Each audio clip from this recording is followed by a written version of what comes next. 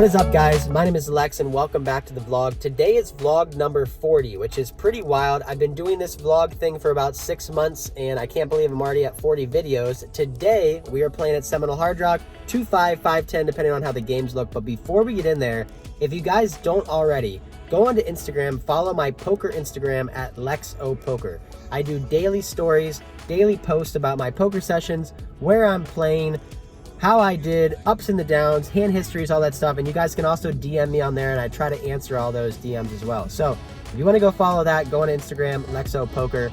But for now, we're going to head inside, get to the tables, get to the action. Let's go.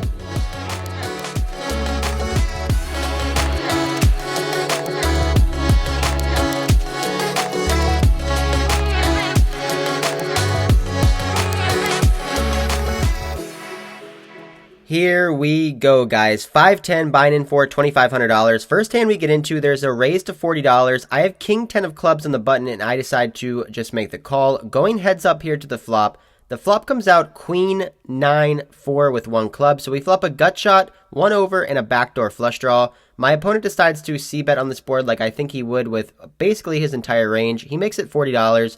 Given the fact that I do have equity here and I have position, I make the call looking to float, maybe picking up some equity on later streets and possibly putting in a bluff on the turn or river. The turn card is a 5 of diamonds, doesn't help us at all. My opponent continues to bet, given the fact that this opponent is probably playing pretty face up against me. He most likely has value here. I just let my hand go.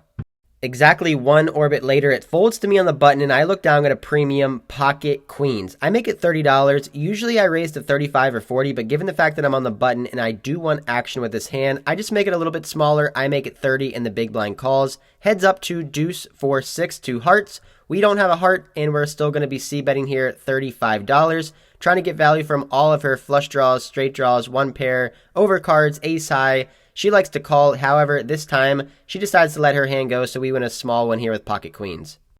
There is a short stacked limp. I have queen jack offsuit and I raise it up to $50. You can argue not ISO raising this hand given the fact that he only has 50 big blinds. However, I do raise it up, get a flop of king 6-5 2 diamonds. We totally missed this flop, so I decide to check it back. Going to the turn, which is a queen. We make second pair. My opponent checks again, and now I'm going to put out a bet. I bet half pot, trying to get value from his straight draws and flush draws and unbelieving pocket pairs. However, he puts in a min check raise. So I look at his stack and he only has 400 remaining. He limp called pre-flop and then min check raised after checking twice. This is like the strongest play I've ever seen in my life. I think about calling here maybe to catch up, but I decide to let my hand go and he shows pocket sixes. So I guess it's a good thing we didn't hit top pair or two pair. He ends up taking down this small pot. Next up, button straddles to 25. I have pocket king. No, I'm not going to do it again. I got pocket kings in the small blind, make it $75. I end up getting 5 callers. So going 6 ways to the flop in a pretty bloated pot already. The board comes out queen, jack, 7, rainbow. Given the fact that I'm out of position so multi-way on this board, I decide to check. Now the big blind puts all of his money in there. He shoves for around $475. It folds all the way back around to me. Given the fact that he didn't 3-bet pre-flop, there's no way he has many sets on this board. I could be dead against 2 pair, however, not going to be folding against this price, so I make the call. We are all in here. No more action. My opponent asks once or twice, and as always, I tell him I usually go twice, so we decide to do 2 turns and 2 rivers. The turn is a 5, and the river is a 7 on the first board. Pretty safe run out. Going to the second board, which is a 4, and then a 6. I show my pocket kings assuming they're going to be good on this board. However, my opponent shows queen 4 of hearts. So he's got top pair on the front board, and on the bottom board, he hit 2 pair. So we end up chopping up this pot, which is pretty tilting because against his hand, I was about 80%. However, we're going to chop this pot up and move on to the next hand. There's an early position recreational player who limps. There's a reg who makes it 50. I have queen jack offsuit in the big blind and decide to put in a 3-bet squeeze here. I end up raising it up to $200. I think this is a good spot to 3-bet here because the reg is going to be ISO raising the recreational player's limp with a pretty wide range. So if I make it 200, he's probably going to fold a lot of the time. However, this time he makes the call. So I put him on mostly suited cards and possibly some pocket pairs. Going to the flop of ace king 4 rainbow. Great board for us because we have a gut shot straight draw to a 10 and it hits our range. We can have all the 2 pairs and sets on this board and my opponent really cannot given the fact that he just flatted pre-flop. So I put out a small down bet of $140 and my opponent pretty quickly folds. So we 3-bet and C-bet and take this one down. Cutoff raises to 35. I have a pocket pair, pocket nines on the button, and I make the call for $35. The small blind folds and the big blind makes the call.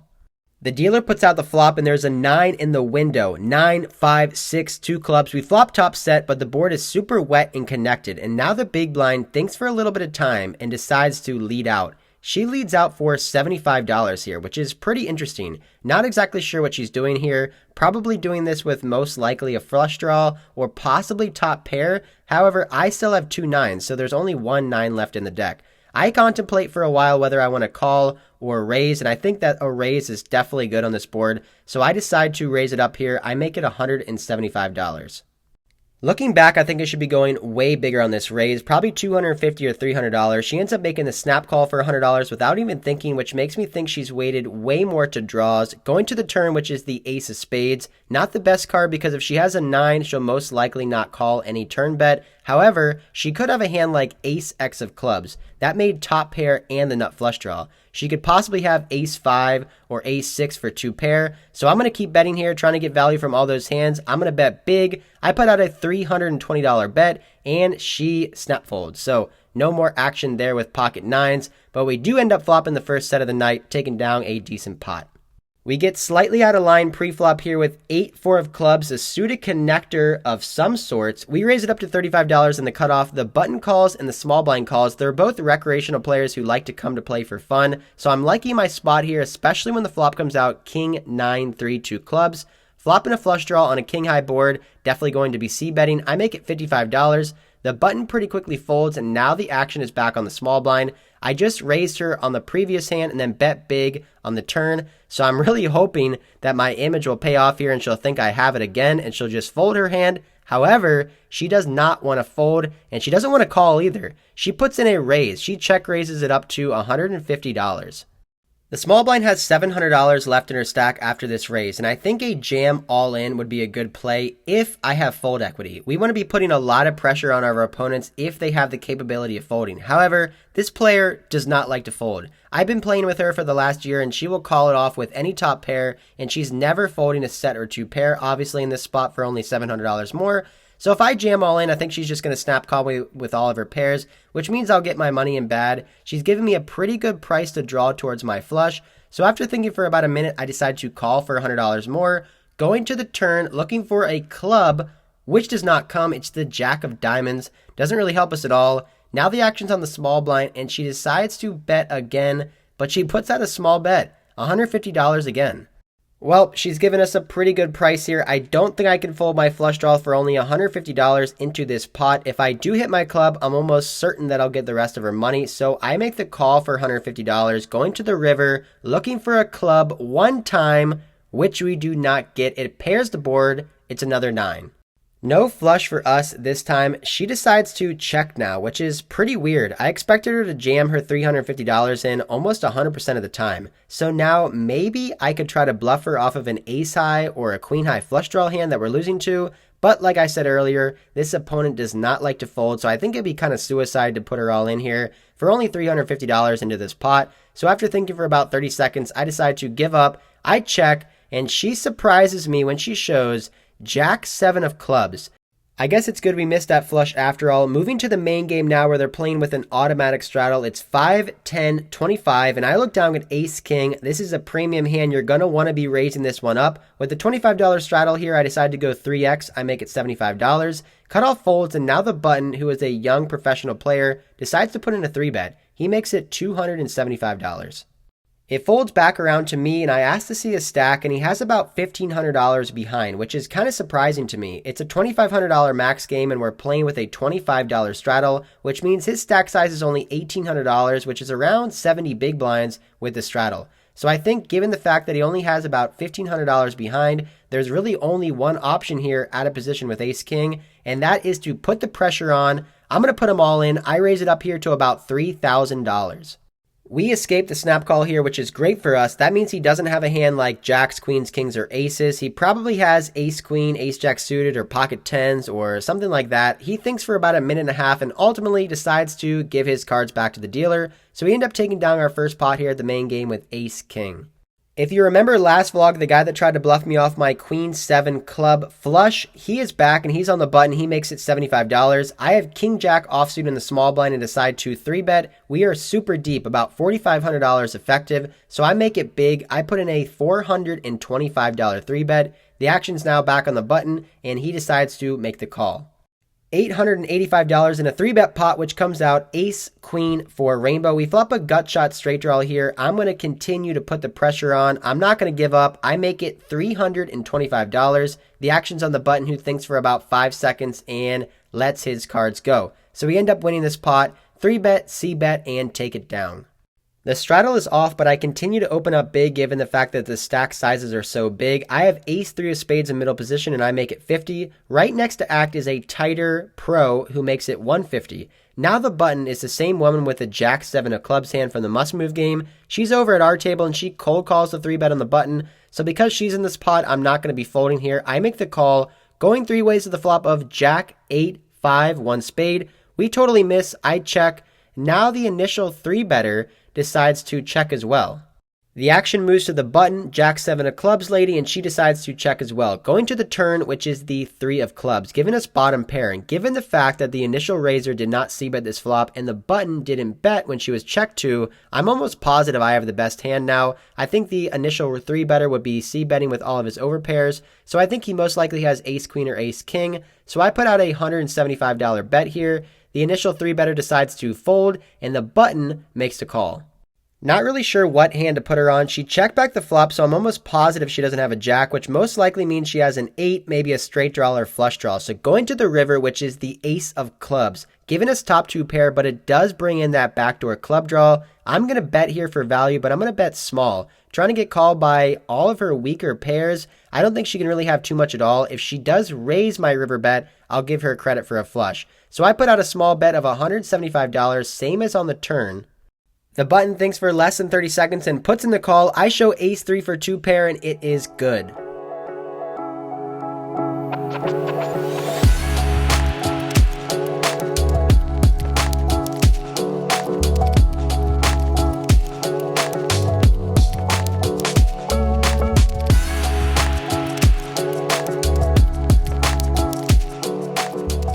Our stack is looking good, up about $800, but the next hour and a half, we just lose all of our profit. We pick up some good premium playable hands, but we just cannot connect to a board. We can't flop a set, can't make a pair, can't make a flush, and basically just lose for the next hour and a half. In this hand, I have pocket jacks on the button. I 3-bet to $175 and my opponent calls. The flop comes ace, 10, 4, 2 spades. I put out a small c-bet of $100 into around a $300 pot, and he shoves all in for $800, so I just have to let that one go. It's always tilting when you pick up a premium hand pre-flop and just cannot connect to a board. I 3-bet ace-king pre-flop and end up losing. I have ace-jack offsuit in the big blind and 3-bet versus a button open and also lose that hand. So going into the last hand of the night, pocket kings, let's win this one. There's a button straddle. I make it $75 in the small blind, folds all the way back to him, and he ends up making the call. So going heads up here to the flop.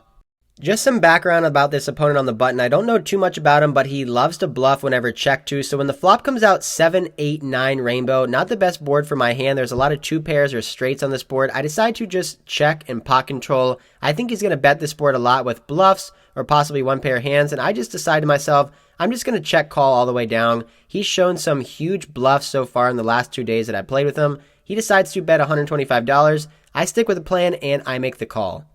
The turn is a 5, so now it brings a 1-liner to a 6. Pretty awful card. I decide to check it over to him again, and he fires out a pretty quick bet. He makes it $250. So obviously now he's polarized to basically just a straight. I think if he had a 1-pair hand, he would just be checking this and pot controlling back. So like I said before, not going to fold to this guy. Just going to call him all the way down and just see his hand. If he's got me, he's got me. I make the call for $250, going to the river in a pretty sizable pot, which is a 6. So now the board is 5, 6, 7, 8, 9. There's a straight on the board, so now I basically just play the board. My pocket kings don't even play. I check it over to my opponent. He bets $500, and now he's saying he has a 10. So first on the turn, he said he had a 6 for a straight. Now the river, he says he has a 10. I don't believe him. I make the call knowing that we'll probably chop a lot at the time. I call $500, and he shows 9-3 offsuit for top pair. I show pocket kings for an overpair. However, there's a straight on the board, so we end up chopping this one up.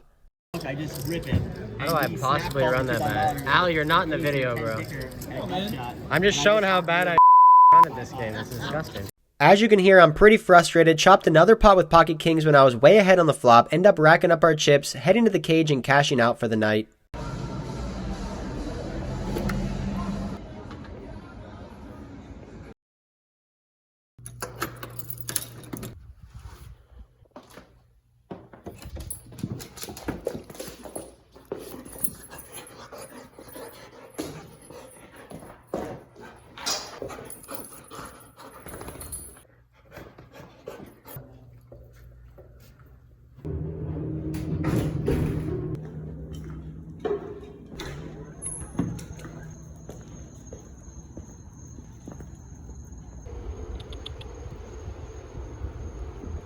Alright guys, that is it for the poker session. Thought I would switch it up a little bit and show you guys what I do after a poker session, and that consists of coming home, taking this guy for a walk,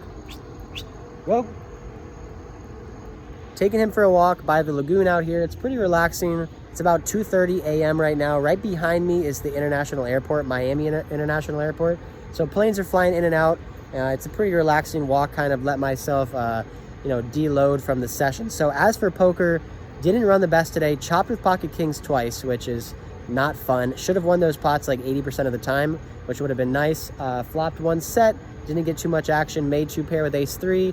Other than that, just kind of like a slow bleed, losing some hands, 3-betting and losing, calling and losing. Ended up in the game for $5,000, cashing out for $42.90, so a loss of $710. So nothing too big. As for next week, gonna be at MGM National Harbor, Wednesday, August 18th through the 20th. Then I'll be back there on the Monday, which I think is like the 22nd. Gonna be playing, not an official meetup game or anything, just gonna be playing there 1, 3, 2, 5, and 5, 10. So if you guys are in the area, come check it out. You can hear a plane taking off right now. I think those are, pretty sure those are like cargo planes. I think they're going to South America. I could be completely wrong about this, but this is southeast right now. So the plane is heading southeast, so probably going that way, down to South America. Anyway, hope you guys enjoyed this video. If you did, hit that like and subscribe, comment down below, and until next time, I'll see ya.